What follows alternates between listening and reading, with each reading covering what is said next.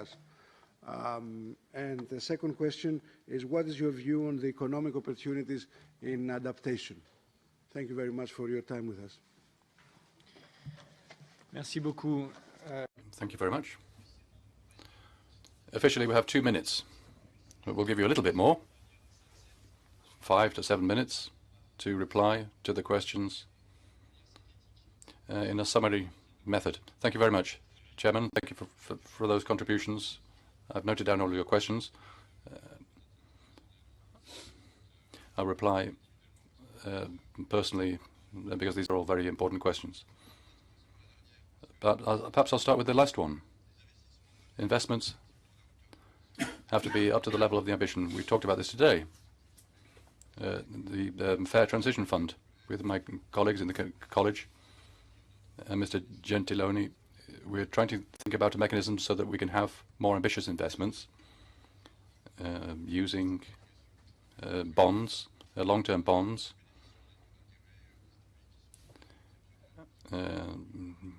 We have the zero or negative interest rates at the moment, so we're working on instruments which can be a lever to flank this transition, because this is a very important project. We have to mobilize funds from all these stakeholders. We're very aware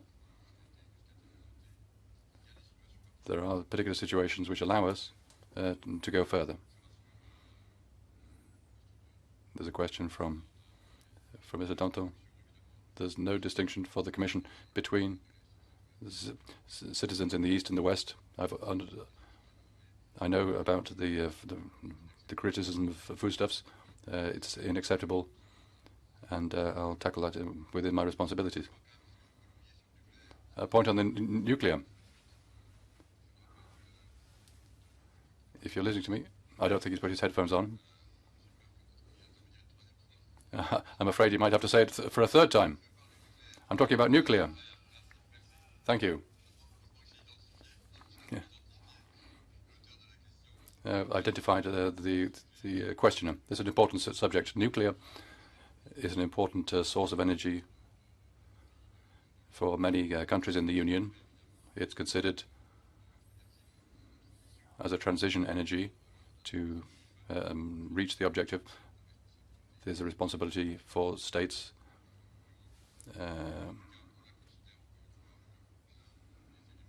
one of the elements in the energy mix with an ambition in the long term to achieve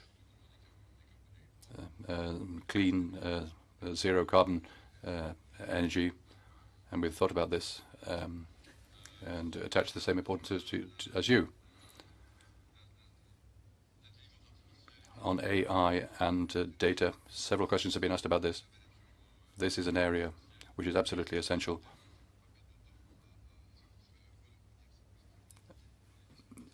I'll talk about the AI and data strategy. We're working on that at the moment. That's a request I made to the President to have, so that we can have an overall vision of the position of the Commission on a data strategy with the fluidity of data. As you said in your question, we have to have access to data, public data, but not just that.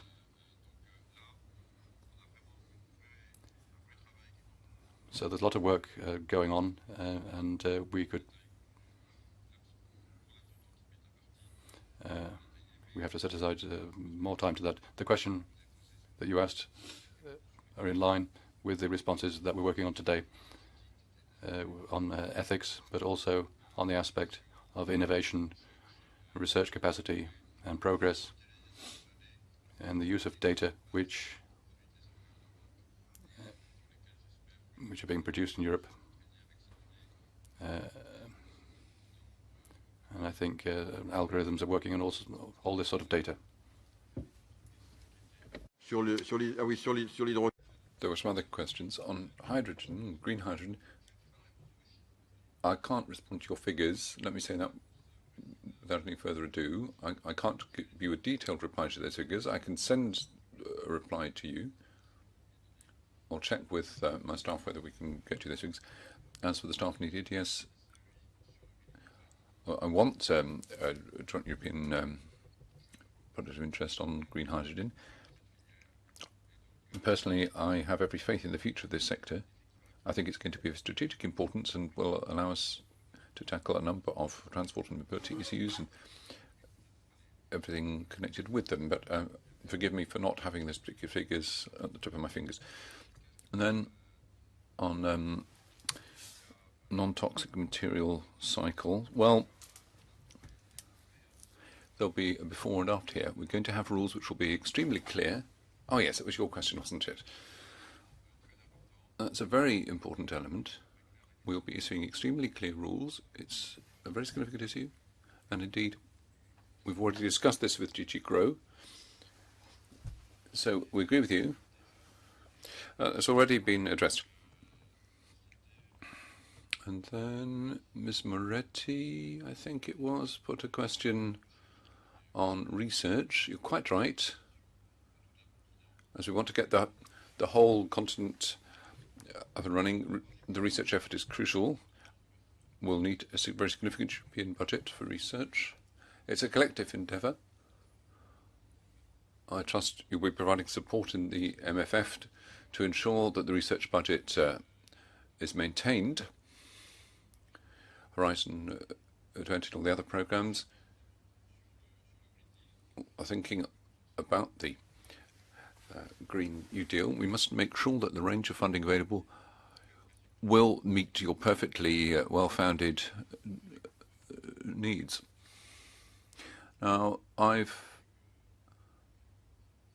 just heard about the question from the EPP member on buses in the Netherlands. I've just been told that in order to bid for the tender, they were actually bought in China. No doubt the rules, as you quite rightly point out, would not have been our rules. So there is an issue there, quite clearly. So I'm going to take a careful look at that. You can rely on me. We'll find ways and means of tackling that. We have trade defence rules if there's any suspicion of dumping. So please provide me with any information you have. Out of my toolbox, I'll see whether there's anything I can actually use in the near future. Reciprocity and access to public procurement. Well, I think that has got held up at the council. But of course, I'll try and make some headway on that. That's an issue that we want to take forward. On that specific case, within the existing rules, particularly regarding thank you for reminding me of that. I will pick that up with your colleagues. I'm sorry I haven't managed to reply to each and every question. There was the point you touched on just now, of course, on migration. Well, I would say that we're going to need the skills. We're going to need more and more training to reach our goals. Of course, we will be bolstering our skill base within the Union. We have 440 million citizens of Europe, but it's our ambition to have growth in Europe. Population trends by 2050 suggest that we'll be looking at about 450 million people in Europe. So if we're to be competitive, of course, everything we're doing here will be part of the carbon neutral ambition, but we also want our whole continent to be more ambitious vis-a-vis a world that will have increased its population from somewhere 7 to 9 billion by the middle of the century.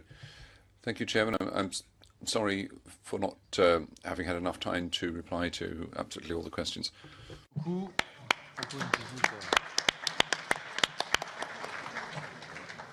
We're going to have a 1-minute break and then we start again on another hot topic with the Ecdc.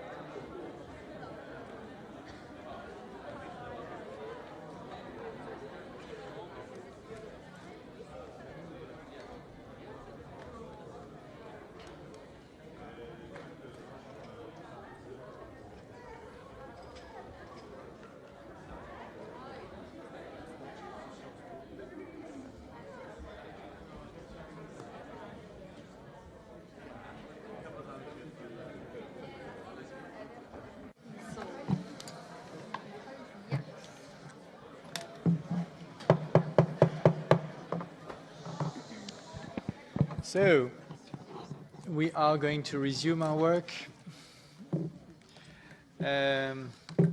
Before moving to the Ecdc hearing, and thank you, Madame la Directrice, I will make a couple of announcements regarding the agenda.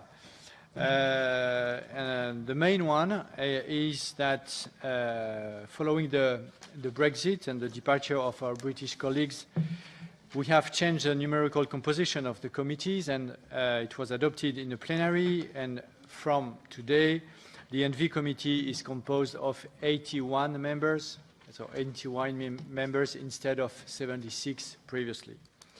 Then we are in the middle of the process, as we have the numerical composition of the committee, but we do not have the nominative composition of the committee.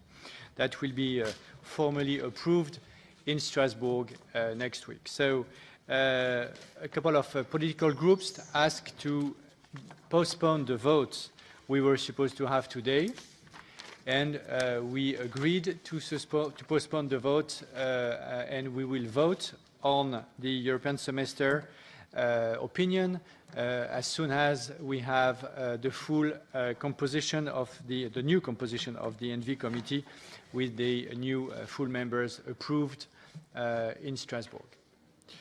So that's the main announcement, and also I was requested by Véronique Riel-Lenoir to say a word on a group of visitors from the La région Auvergne-Rhône-Alpes from France. I don't know if they are still there or if they left, but they were more than welcome to the ENVI committee.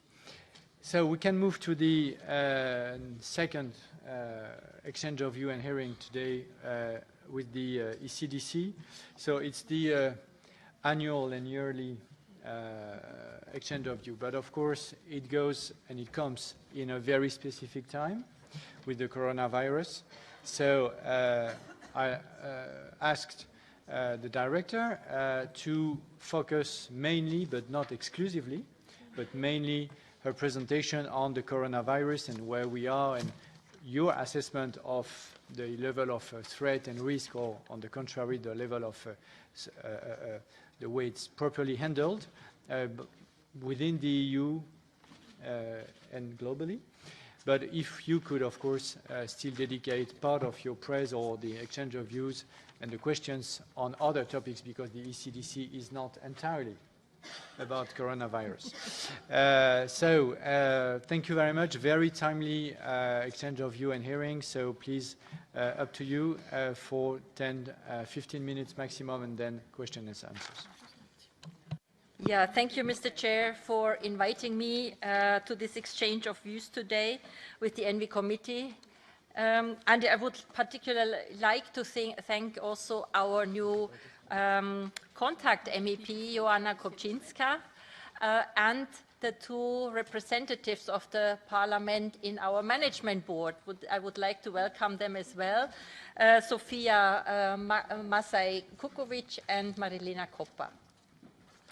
Ladies and gentlemen, this annual hearing, as the chair has highlighted, will have a specific focus.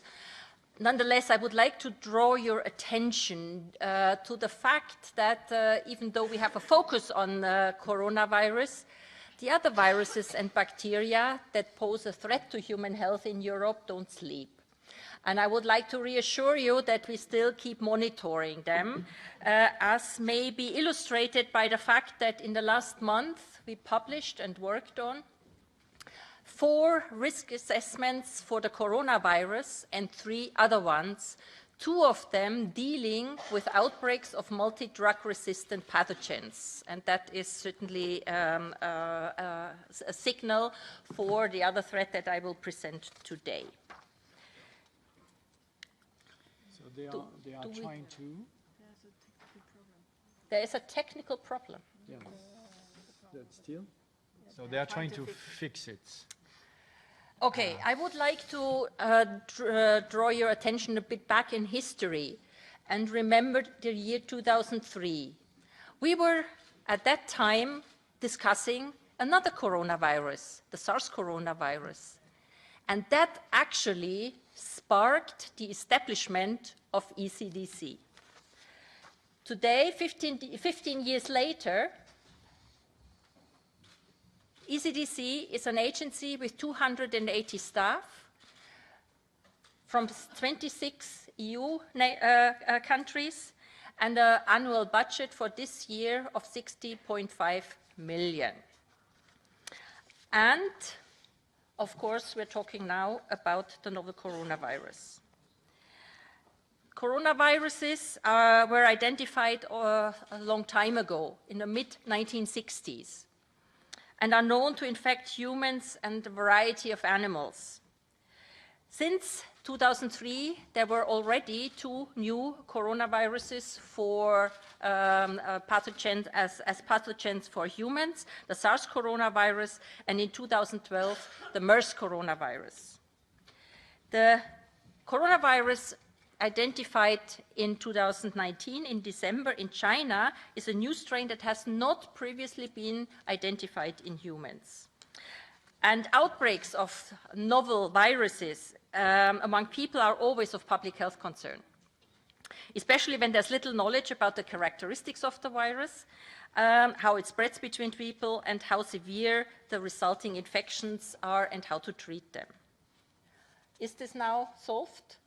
No? Okay. So you can see the indication in our Emergency Operations Center that we are currently operating at level 2 of our public health event plan. Level 2 is the highest level, where we have 3 grades working in 1, 2, or 3 shifts. Currently, we're working in 2 shifts, so we have still 1 escalation up here. Now it's really a pity if I don't have the slide, because I want to show you a map. Pardon me?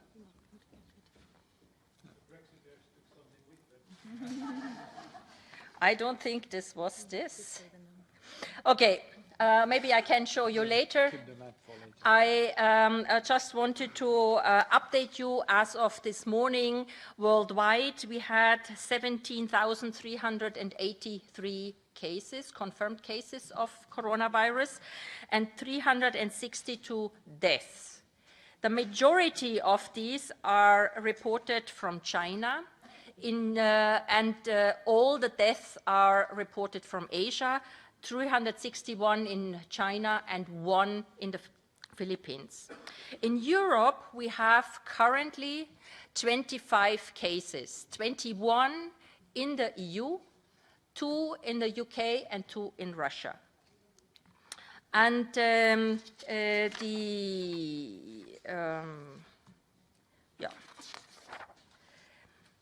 I show you what we are doing a bit later, because then you see our specifically created a web page, where we update on a daily basis the information, where we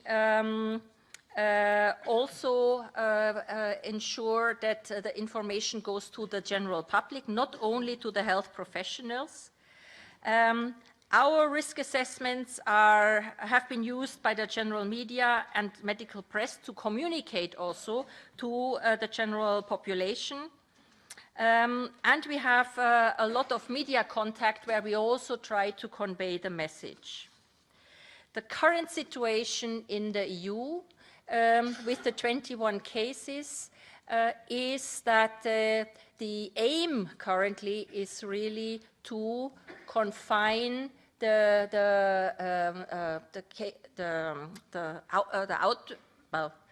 cases and to prevent the further spread. That is currently the case. We do this, or let's say the colleagues in the countries do this, by diagnosing the cases early, putting them in isolation, identifying all the contact persons they had, and following closely up with them. That has been done. From these 21 cases, we have 8 that have been acquired in Europe, in Germany and 1 in France. All the other ones are imported.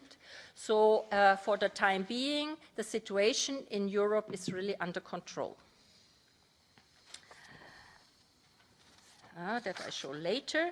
Now, as the goal of the outbreak support of ECDC is to help the countries to prevent the further spread, our material that we produce is directed to do this. So we have, in addition to the 4 risk assessment that I already mentioned, where the last one was published on the 31st of January, also agreed on case definitions for reporting the cases, on contact tracing guidelines, and various technical documents that should support the countries in a more harmonized way how to direct suspected cases for testing, how to identify contact persons, how to handle the contact persons, and the last document was during the weekend on infection prevention and control measures in healthcare settings. We also have published a laboratory guidance for reporting on novel coronavirus. And as one of our activities to support and check the status of preparedness in countries, we have done a laboratory survey to see whether the countries are capable of detecting this virus, which is the starting point for the confinement strategy. I haven't seen the final results yet, but as far as we know, the countries can detect. And there are laboratories in 5 EU countries that are also willing to test the samples of other countries. We have also in support for the countries developed templates for leaflets for healthcare workers and for travelers, containing a section for travel to China and for coming from China. These templates have the possibility for the countries to not only translate them, but also customize them so that they fit for the national context. They can be branded with the national logos and so forth. Currently, we are preparing a survey for the general preparedness in the countries, in particular the hospital preparedness. So all this we are of course not doing all by ourselves. We are working together in very close, actually daily contact with the Commission DG Santé, with the WHO Euro Office, with the China CDC, and also with the US CDC. We have also contact with the Africa CDC to understand their level of preparedness and capacity to detect and manage potential novel coronavirus cases. So, and now I need the risk assessment. Yeah. So I wanted to summarize our activities with the assessment how we see the risk currently in the EU. So the potential impact of outbreaks of this novel coronavirus is high. The likelihood of infection for EU EA citizens residing in or visiting Hubei province in China is also estimated high. The likelihood of infection for EA citizens in other Chinese provinces we consider moderate at this stage. It may increase over the next weeks. There is a moderate to high likelihood that we will see further imported cases in the EU. And if cases are detected early and appropriate infection prevention and control measures are implemented, particularly in healthcare settings, the likelihood of observing further limited human-to-human transmission within the EU is estimated very low to low. If these measures are not applied and cases are detected late, then, of course, the risk of secondary transmission in the community setting is estimated to be high. So, with this, I wanted to conclude the novel coronavirus. I could go, of course, in more detail, but that I leave then to your question. I wanted to highlight now a few examples of other threats. One of them is measles.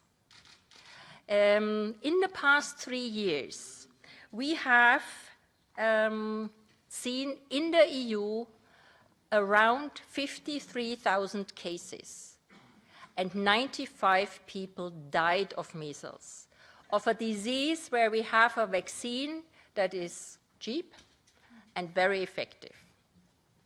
So that is partially due to the fact that there is a lot of information, wrong information, circulating, and many people are concerned about the vaccine. This is why in 2018 there were Council recommendations on strengthened cooperation against vaccine-preventable diseases. And as part of this Council recommendation, Ecdc is currently working on a European vaccine portal.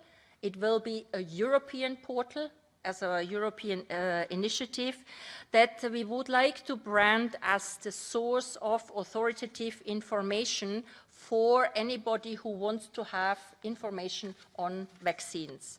This portal will be launched end of April as part of the European Immunization Week. The other threat I have already mentioned, and that is antimicrobial resistance.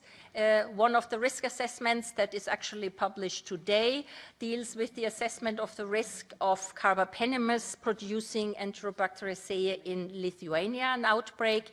And the other one that will be published probably during this week is a multi-country outbreak of multi-resistant E. coli. And I just wanted to bring back to you that our estimates are that every year around 33,000 people die as a consequence of antimicrobial resistance. And the burden of antimicrobial resistance is comparable to the burden of influenza, tuberculosis, and HIV combined. So it's really quite a remarkable threat that is not as much in the media as the coronavirus right now. I also wanted to present to you a fact that we are also looking outside of Europe in order to protect Europe. Here we work either with WHO or with DG ECHO. And currently, one of our staff is in the Democratic Republic of Congo, where the Ebola outbreak is still not finished and ended. So it is now coming to an end, as it looks like, but it's not yet finalized, and this is have been ongoing for almost 1.5 years. So then I wanted to highlight some other Ecdc outputs from 2019, because it should be a look back to the last year. All in all, we have produced in the last year 23 rapid risk assessments. Given the fact that by the end of this week we have in this year already produced 8, you see that this year it seems to be a bit more intensive. We had 58 technical reports on various topics, partly with public consultations. We had a number of written parliamentary questions, not as many as usual because of the change of the parliament last year. And we have published 86 scientific articles in peer-reviewed journals. As priority areas for this year, we have, as I mentioned, to tackle antimicrobial resistance, to work further to the implementation of the Council recommendations on strengthened cooperation for vaccine-preventable diseases, support the Commission in addressing the Sustainable Development Goals, in particular regarding HIV, hepatitis, and tuberculosis.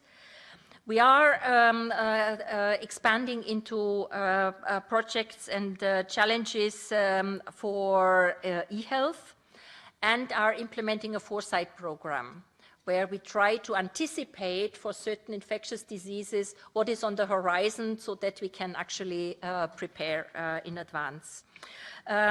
We continue to support the EU member states in cross-border health threat preparedness, and also work a bit in our internal mechanisms to see what kind of efficiency we can gain.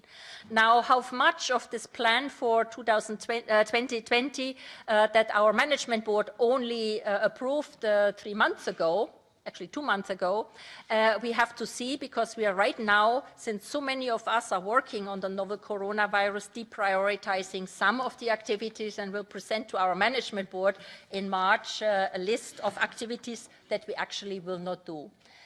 Finally, I would have had at the end a word cloud with keywords out of our founding regulation. Unfortunately, you cannot see this. The presentation will be made available to you, and I thank you for your attention. So now it's there. No, it's not. So you start again. Okay, so, well, thank you very much. In any case, the presentation will be circulated very soon to you, because actually I have it on my desk, and it's a privilege of being chair. To be honest, there are very interesting figures and maps and so on, so it's worthy to have it circulated. If ever it's back, then you can use it and refer to it when answering the questions of the members. So we'll start with the contact person for the ENVI committee,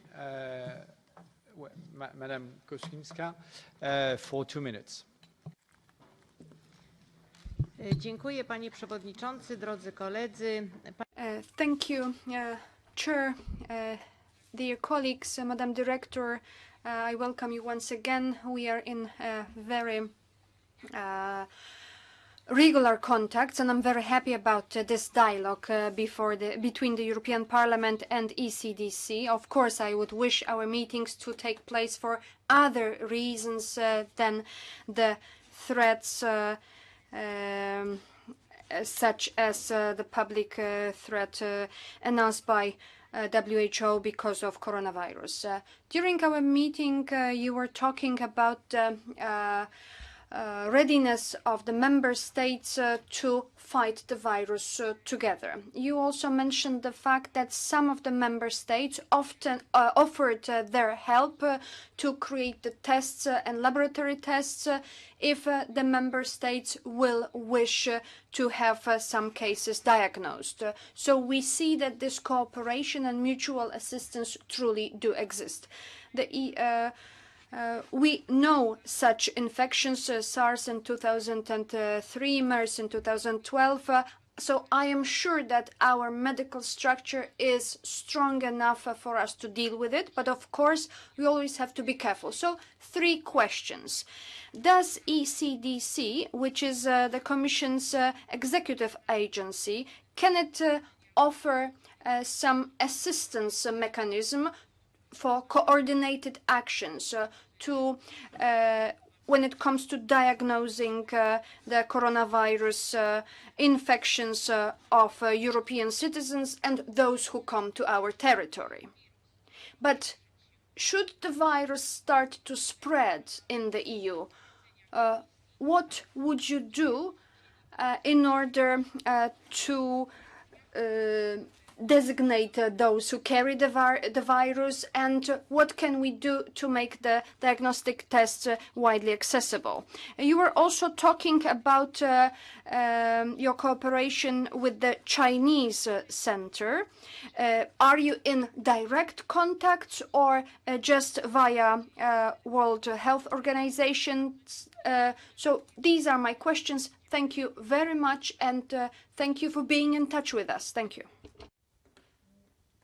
Thank you. As there are already 4 to 5 questions in one, and I guess that all of us would like to have concrete answers to your questions, that would be great if you could start with answering this. Okay, thank you very much.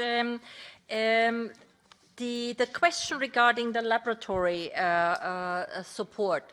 It's indeed the case that some countries offered to also test samples from others. But in a situation where we don't have the single cases that we have now, but wide spread expansion, in such a scenario, we wouldn't actually recommend to diagnose every single case. So here we would have to find, because that would just overwhelm the diagnostic laboratories. We would need to find an algorithm so that we still keep the development and the evolution of the outbreak under control. But normally you would not, especially if you have clusters, test everybody, because this would just be overwhelming. That was the same as it was during the pandemic, where not every single one was diagnosed, because if you have in a group of people with similar symptoms, one that is diagnosed, you would assume that the rest is having the same disease. So that we would then have to see how we trigger this, so that the resources are really wisely spent. And regarding the China CDC, we have a cooperation agreement with the China CDC. And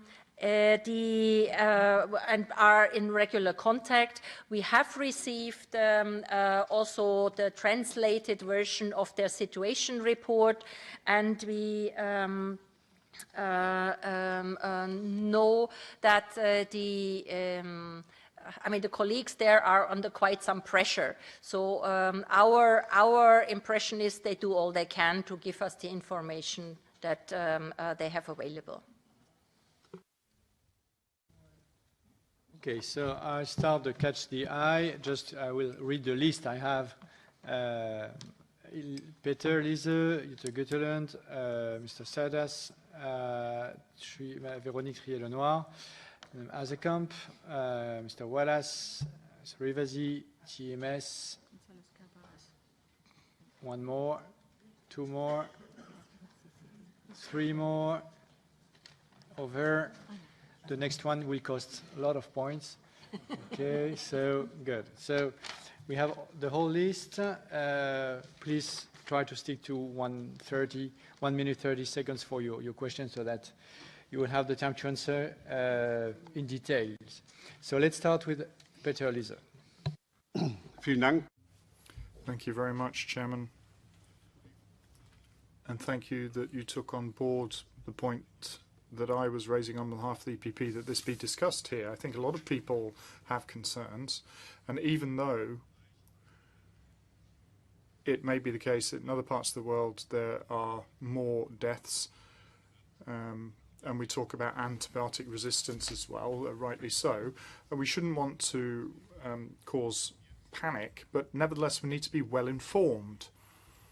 So thank you very much for the information you provided. I think our task now is not to sow panic, but we need to make sure that the way that we deal with this in the European Union, we show that we're in control. Nevertheless, there are a couple of questions I'd like to put that people are asking of me. In my constituency, I have looked into this,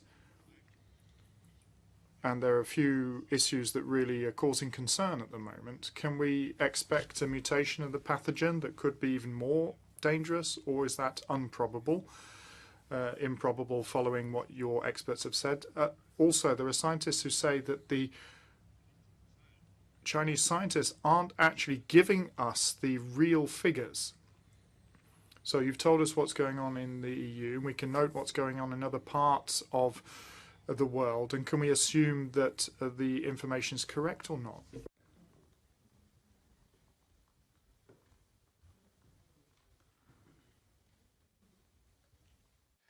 Jutta Götterlund for SND.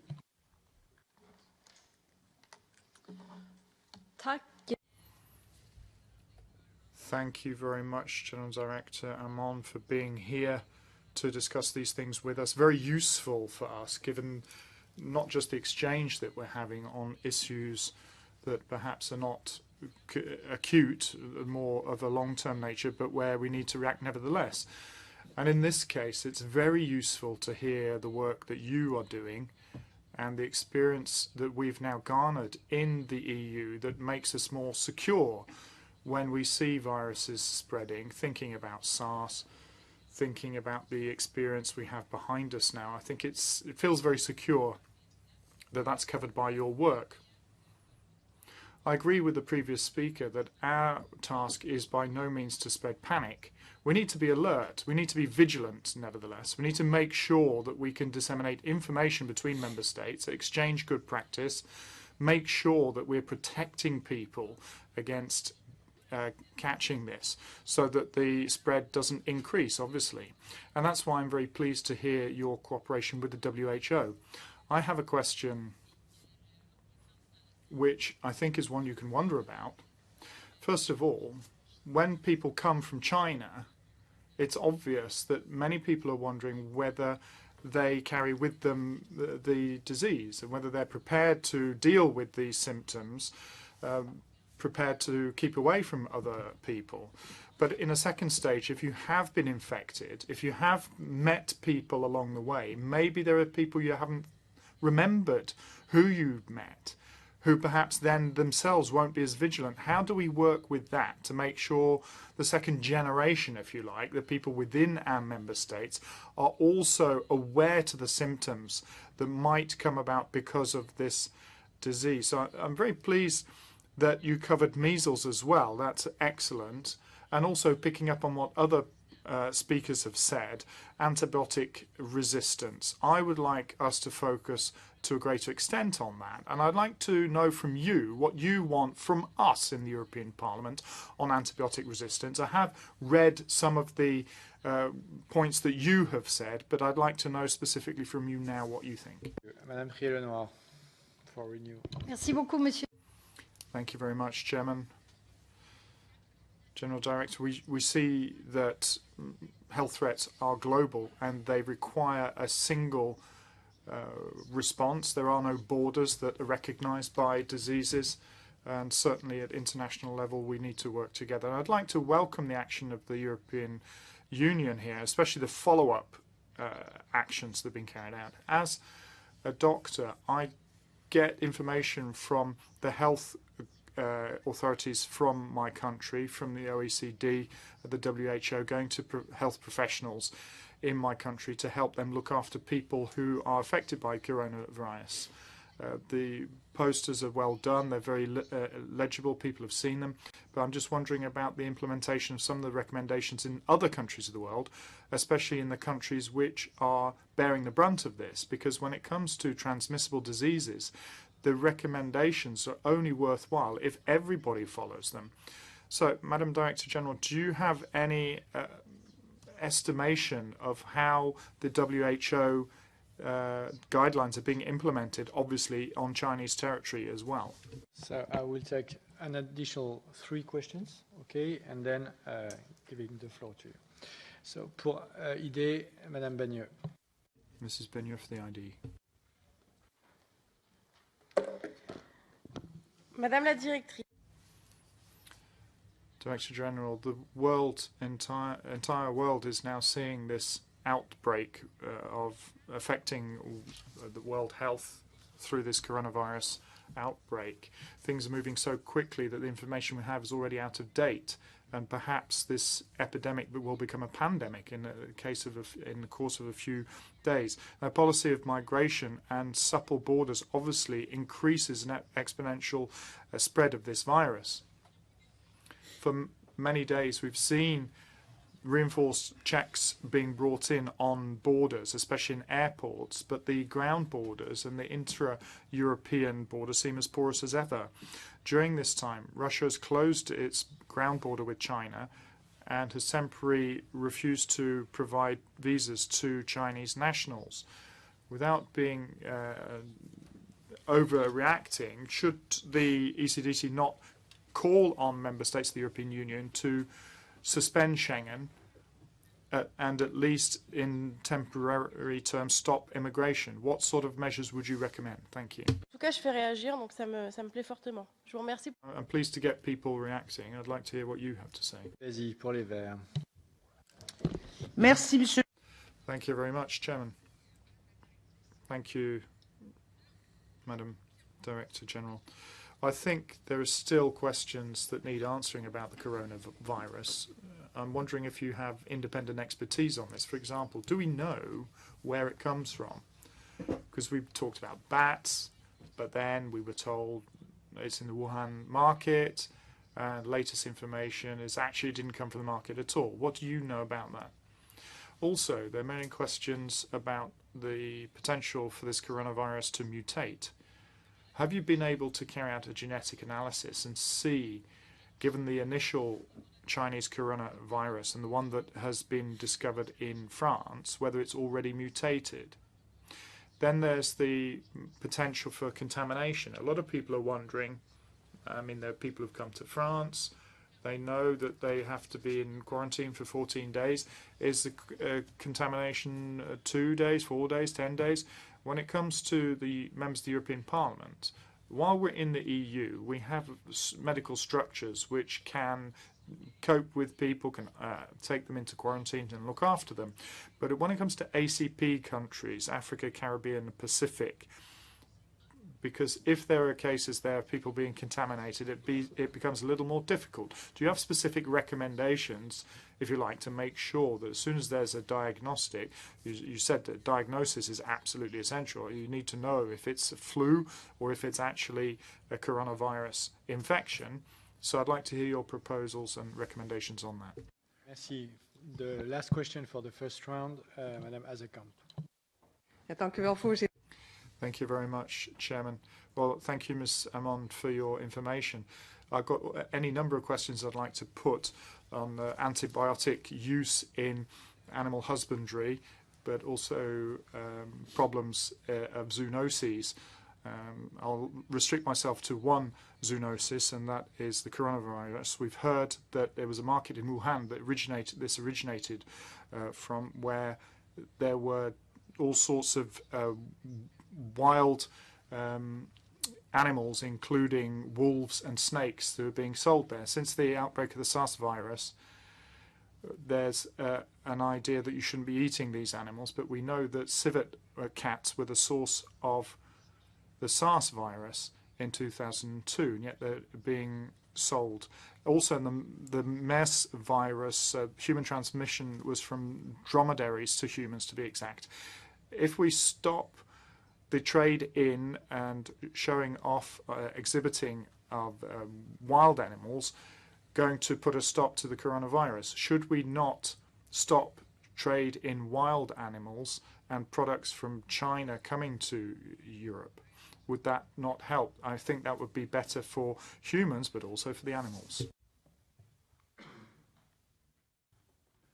Thank you. This floor is yours. Easy ones. Yeah, thank you very much for all these questions. They range really quite widely. And I go through to see what it is. Yeah, so the mutation, potential to mutate. It was asked twice, and I mean, viruses do mutate. at very different frequency. And regarding this new virus, we do not have information yet. It is, you have to, I mean, it feels as if we're talking about this already since a long time, but it is actually only 3 weeks that the virus is actually identified. So we have to also recognize there are a number of questions that we do not cannot answer right now. Maybe in a few weeks from now, but not right now. So this is certainly a question that we cannot answer right now, but it is one that needs to be tackled because this mutation would affect the laboratory diagnostic and in the end also a therapy. So I think this is an important question. I can't answer it for you right now. And then the right numbers from China. I mean, we do not have indications that we get wrong numbers. You have probably seen in the past days, it has been rising actually in the past, like say 7 to 10 days, from like 1,200 new reported cases per day to from yesterday to today, it's 2,800. To me, this doesn't necessarily signal that there is something held back. It's just a better diagnosing and following up. So to answer the question concretely, we do not have right now indications that information is held back. But I mean, if it is, naturally, we probably wouldn't know. It brings more clarity. Well, it doesn't help, but I mean, we can deal only with the information that we have. And I think speculation doesn't help at this stage. We of course, are monitoring, and if there are any discrepancies that we see, we would also bring them to the table. So far, we don't see anything doubtful.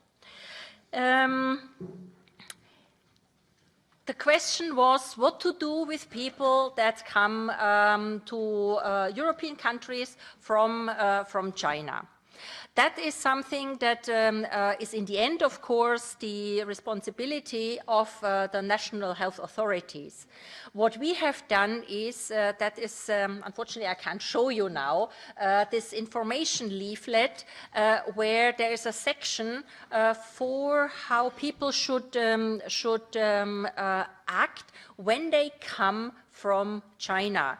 And that includes that if they have symptoms of a respiratory infection, they should go to the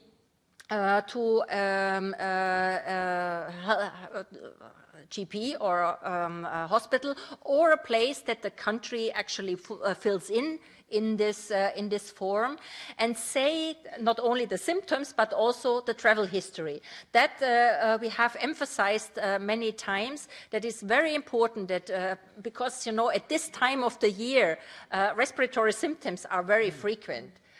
So if everybody with symptoms of a cold gets a test for coronavirus, the laboratories would be very quickly overwhelmed without any specific advantage. So it should be really also then said that the travel has happened, when it has happened, and to which part of China. And that is the recommendation in these leaflets, that whether they take ours or produce their own, countries have actually put forward. The question was whether we have an estimation on how WHO guidelines are implemented in China. We don't. So that is something that is also something that we can inquire, and I will take the idea to actually see what information on this is available at WHO, but it's not for us to actually check on this, but we can inquire with our colleagues in WHO. Then there was a call for us to ask the countries to suspend Schengen. That's far beyond our competence as a scientific agency. That is really a political debate and decision in the end. And from the scientific point of view in Europe, this is certainly not justified right now. Where does the virus come from? Very interesting questions, and everybody remembers at the beginning it was said, oh, all the cases have a link to this animal market in Wuhan. Knowing, as you mentioned, that the other coronaviruses in this century had, at least partially, a link to animals, it sounded credible. But then it became clear that can't be the only mode of transmission, because already from the first 100 cases, only half of them had actually a contact.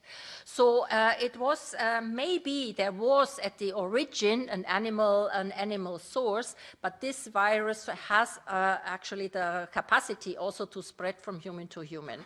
And I think that was very quickly also shown.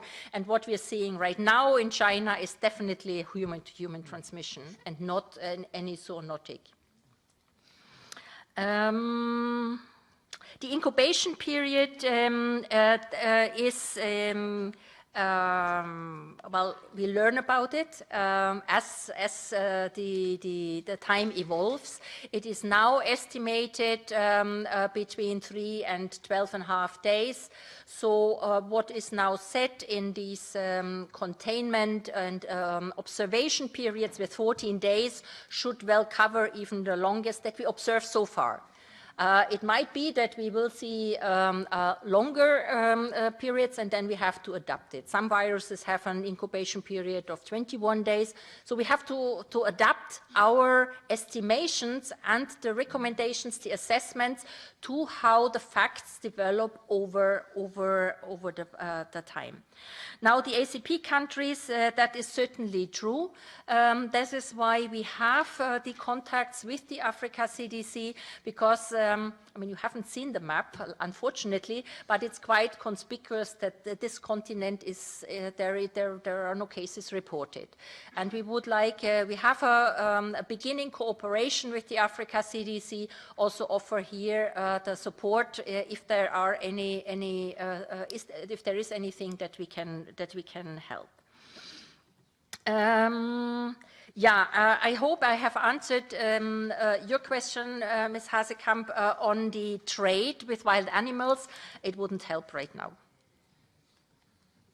But I don't want to say it would not be by itself a reason to stop, but I think it will probably have not a big effect on the coronavirus spread. Okay. So there were also questions beyond coronavirus. I suggest you keep them for the last round of answers. Okay. So let's start again with Madam Cerdas. Okay, thank you, Madam Director, for coming here and explaining this very thorough overview about this important outbreak. My question has to do a bit with what you talked in the past, in the last part, about other outbreaks, and concerning specifically the capacity of ECDC and member states to deal with other outbreaks at the moment, given that we are in the influenza season, but also, as you touched very clearly, on AMR and measles outbreaks, and how's the capacity here, and how are you dealing with this? And another question has to do, how's the relationship with China, CDC, if it's a direct communication or if it's from WHO. And if you know, I know this is outside of the scope of ECDC, but if you know if WHO has any personnel on the ground in China to understand if these infection rates and fatality rates we have been dealing with, if these numbers are accurate, and given this is an outbreak, if there's other personnel on the ground. Thank you. Thank you. For EPP, Mr. Polčák. Děkuji, pane předsedo. Já bych se zeptal specificky k otázce antibiotické Yes, I have a specific question. Antimicrobial resistance. That is something that's extremely important. It's also important that the population perceive this as being important. You mentioned 30,000 a year, which is quite impressive, but I'm just wondering if the citizens know enough. Perhaps the EU should become more active here. Maybe the EU should say specifically what this actually means for people, antimicrobial resistance, and explain them that they're actually responsible for it, and the way they behave or don't behave. Renew, Mr. Torvalds. Thank you, Chair, and thank you, Madam Amman, for being here. Actually, I should have Marlene Dietrich in the background singing "Wann wird man je verstehen?" Why?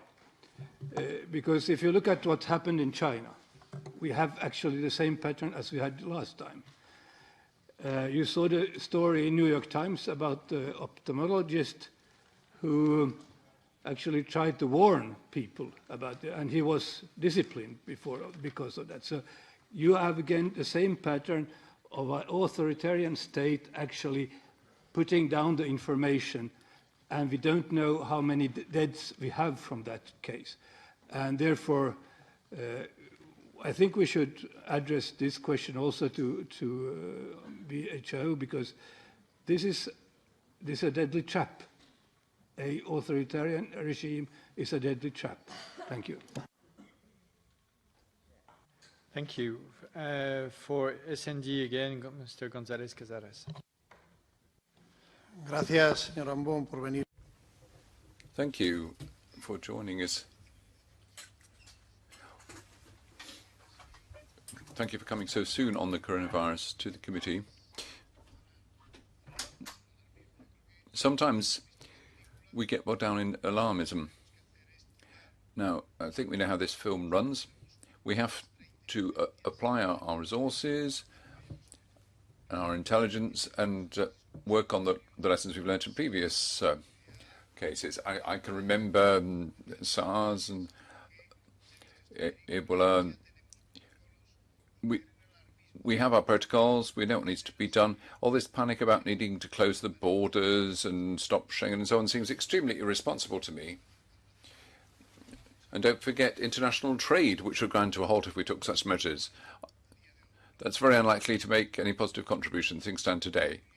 Let's not open the door to alarmist, populist rhetoric about these devastating epidemics. They're not. Now, on the basis of our knowledge regarding the virus, as you were saying earlier on,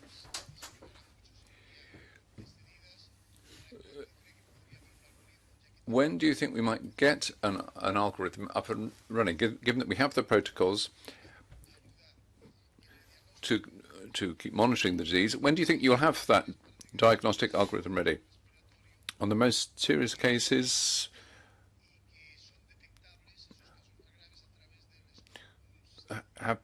having an impact on the respiratory system, it seems to be the Mulster protocol that's been most helpful. Can our hospitals use that for early treatment of the most serious cases? And lastly, patients presenting respiratory symptoms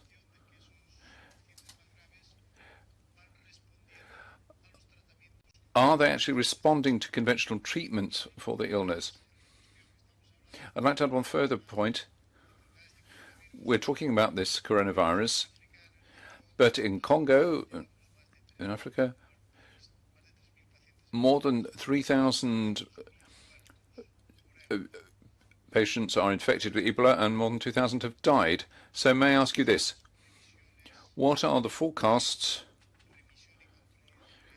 for real remission and taking control of the Ebola epidemic, given that certain international NGOs are leaving the area? Thank you for the Greens, TMS. Thank you very much, Mr. President. Thank you also, Mrs. Amon, for your explanation. As everybody here, I would like, of course, to know what the ECDC is going to do to contain the coronavirus, but you have given already a lot of explanations. But as I understand, the coronavirus originated from an illegal meat market in Wuhan, or maybe even another one.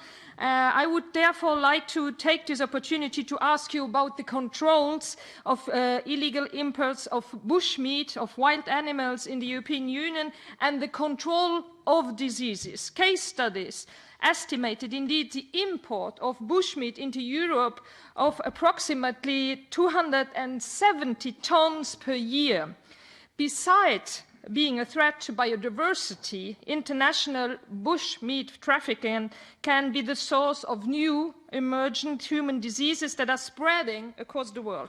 In 2014, after the Ebola crisis and the contamination by the virus of some of the illegal meat imports, EFSA recognized that the uncertainty was very high on the real health risks associated with these illegal imports. The international trafficking represents an important threat to human and animal health, but also for the food security.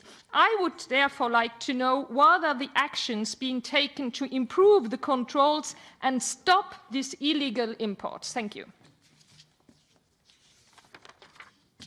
Mr. Wallace for the GUE. Thanks very much, President. In relation to the coronavirus, in terms of transparency around the outbreak and transparency in releasing viral genomes and clinical data, the steps taken, the early identification, isolation and sequencing of the virus, the rate of diagnosis, and the rapid building of the 2 hospitals, would you agree that the Chinese people and government are responding to the virus in an exemplary fashion and that we have lessons to learn from them? My second point, there was a concern in Ireland over the weekend. There was a flight came in from Moscow and there was a Chinese man on the flight who was very sick, and the plane was boarded when it landed. They were kept there for 2 hours. He was taken away and examined, and it was only announced today that he actually didn't have the virus. But all the other passengers, they weren't given any masks. They were just allowed to go on their way. I'm just wondering, is that normal? Also, the health service in Ireland, the HSE, their website hasn't been updated since last Friday. There's no listing of the numbers of suspected cases. There's no information about location. And I'm just wondering, you were saying that you work with member states, that the ECDC give advice, and you were talking about an information leaflet. I'm just wondering, what kind of instructions or advice have you given the health authorities in the member states, like in Ireland, and the issues I've raised around how they handle it?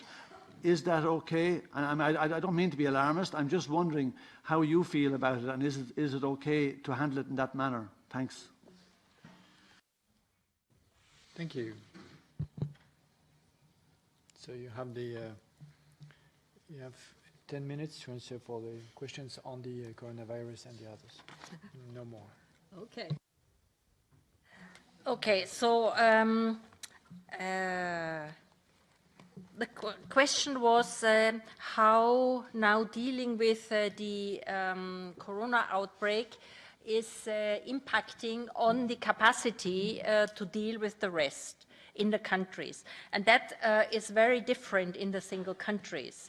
Right now, it's only 5 countries that are in the EU affected. And they have, of course, to put a large amount of resources in this. I assume that their monitoring of the other diseases runs further. But if there is an outbreak, it might be that they also reach the limitations. In these cases, if we get requested, we can, of course, support. but also, of course, our capacity is at a certain limit. And at one point, we will have to prioritize what we tackle, not only from the European point of view, but also in the countries. And just confirm that we communicate with the China CDC directly, not via WHO. We have a collaboration agreement that foresees actually that we have such communication in these situations, which we have also used actually earlier on occasion of, for instance, all the avian influenza outbreaks that they have there. And I assume that WHO has staff on the ground. It's the regional office that is located, I think, in Manila. And several of our training program fellows, so the epidemiologists in training, are also ready on standby to go there. AMR, yes, the population should know. And we have actually every year since 2008 one day, and since a few years together with WHO a whole week, where this topic is brought to the attention of the population, but also the healthcare professionals. Because everybody, when it comes to containing and mitigating antimicrobial resistance, has their part to play. The patients, the doctors, the health authorities, politicians, the veterinarians, the pharmacists, the dentists. I mean, everybody in society has a role to play. And these campaigns are each year directed to a certain spectrum where we highlight this is now your responsibility. So it is being done. We see in some countries that for some of the multi-drug resistant pathogens there is a plateau, in some countries even a decrease. So it is possible actually to change that. And it is also happening. Again, the fact that the Chinese are quite rigorous in their measures is something that will not work everywhere.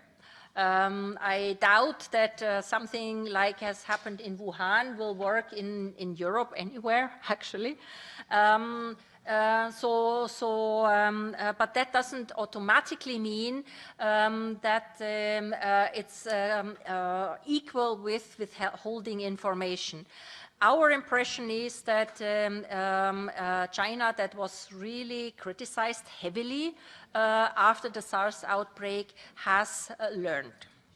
I think in terms of sharing information, the sequence was shared rapidly. I believe there is a different pattern now than it was 15 years ago. Yeah, then algorithm for for the serious. Well, if I understood you correctly, you were asking also on the patterns of how many actually develop serious disease, which we can't say right now. It seems that it's, in general, the infection is relatively mild, but of course there are severe cases and deaths. But if you put it in relation to the total number of cases, it's still, the mortality is still lower than it is for SARS, although we have to be careful. This is what we're seeing right now. And as for the treatment, right now there is no specific treatment. It's treating the symptoms, also when there are severe, more severe symptoms and causes. But there are trials in preparation to see whether antivirals that are on the market would have an effect there, but we have no result on this yet. And there is, regarding DRC, what we're seeing right now is that the number of cases that are reported per week are slowly going down. It's a long tail to the end of the outbreak, and as you are aware, it's in a civil war zone where any difficulties in the security can at this stage still lead to a flare-up. So this is not over yet, but right now it's looking as if it's tailing out. Regarding the actions to be taken to stop illegal imports of bushmeat, there I have to actually pass, because this is not at all in our remit, and I cannot give you an answer to this. This is, as you said, more directed to EFSA and actually then also to the Commission. Regarding Ireland, I don't know what exactly happened with this plane, but the fact that the other passengers could go, I'm not sure they really just were left to go wherever they wanted. I'm pretty sure that there are some contact details and for potential follow-up were kept by the health authorities.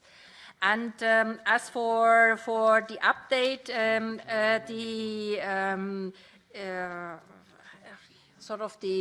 the handling of the information is something that the national authorities decide.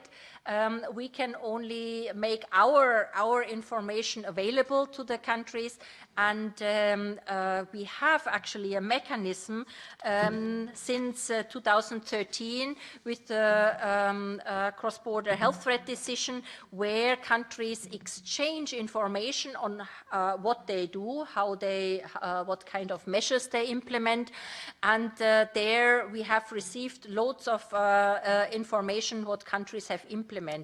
I can't right now recall for Ireland, but I'm pretty sure they have implemented also measures to inform the population. And I think that was hopefully addressing all the questions. Thank you. In 8 minutes.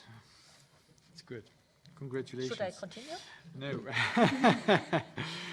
So now I'll give the floor for the conclusion of this exchange of view to the two EP representatives at the ECDC Management Board. So I give the floor to Madame Kukovic and Madame Kopa for 4 minutes, 2 minutes each. Merci, Mr. le Président Confin, pour l'invitation. Thank you for inviting the ECDC to the public hearing. Thank you, Director Andrea Ammon, for her presentation. I'd like to emphasize two aspects. First of all, additional proposals in the approach of the ECDC, and then on my role as the representative of the European Parliament. After Brexit, it is even more clear that European citizens don't know the advantages of the European institutions well enough. The ECDC must get closer to the citizens and communicate with the public at large. A close relation with citizens with a multilingual approach, and the ECDC documents are only available in English. Citizens should have the opportunity to read the website in their own language, in particular older people. A convincing approach to communication with the public at large would be a major step against disinformation today, against when it comes to coronavirus. Enforcing European citizens' confidence in the European institutions, like the ECDC, is more necessary than ever in recent history. The second aspect that I wanted to tackle has to do the rules on communication between ENVI and us as representatives in the management board of the ECDC.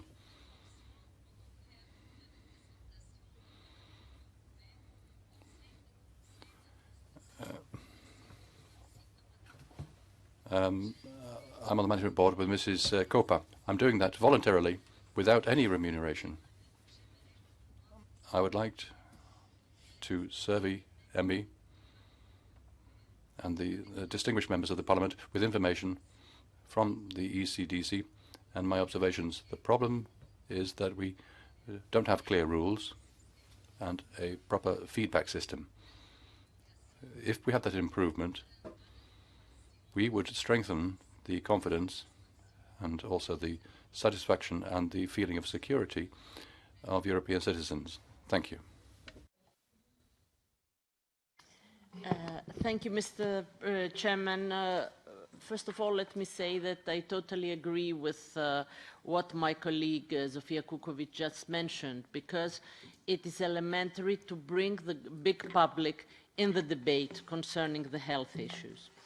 So let me just say that in my view, ECDC is an organization that has the ability to adapt to certain threats and is able to transform itself. And we see it every time, and I think coronavirus is also one of these cases. The agency has a multifaceted activity, but my experience during the last 4 years there is that the two main centers of concern is the antimicrobial resistance and the vaccination hesitancy, which are permanent characteristics of the big European landscape and central themes, of course, of ECDC. Personally, I would wish that the European Parliament would be much more engaged and informed in concerning the developments in the ECDC and its works. And Mrs. Kukovic and myself, as representatives of the European Parliament, we try to connect the Management Board with the developments in the European Parliament and ENVI, especially after the European election. And I would like also to thank Mrs. Kopczynska for her interest in being ready to communicate with us. But we believe that we can do more for the European citizen, and how we can connect better with ENVI and with the large European public. I think it's the big challenge for each CDC, but also for the ENVI committee. Thank you very much. Thanks very much. So what about translations for CDC? Thank you to both. We had this debate in ECDC many times, also in the management board, and there are quite diverging views. Because several management board members don't want us to communicate to the population directly. So that's one thing that we, we feel that we are in between. But I think in terms of the translation, it's true, most of our documents are only in English. We are reflecting on this, that we at least translate the executive summaries in all the languages of our reports that are more stable. Because right now, these documents that we do for Corona, translating them, after we have received the translation in all languages, we have to update them. So at this stage of the developments, certainly translating is not a possibility and feasible. Also we tried with these machine translations, and for these technical texts, it's just not helpful yet. It may change. But I also would like to really thank both Sophia and Marilena, because they really bring the views of the Parliament, what's happening in the Parliament, into our management board, and they're doing this really very well. Thank you. Thank you.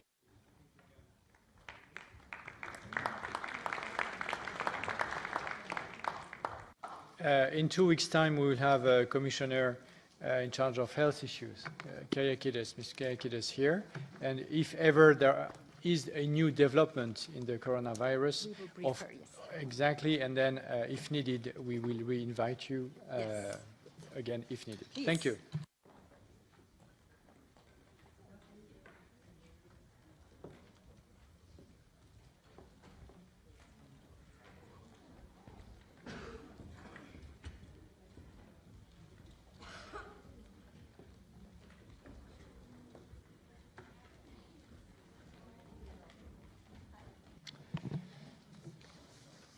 So, as I said earlier, we are not going to vote today. We'll vote in Strasbourg when the composition of the new composition of the ENVI committee will be formally approved. Before moving to the objection request, just a formal announcement about the coordinator's recommendation of January 20th. We need to check there is no objection on the coordinator's minutes and recommendations, no objection, so they are formally approved. So we move to the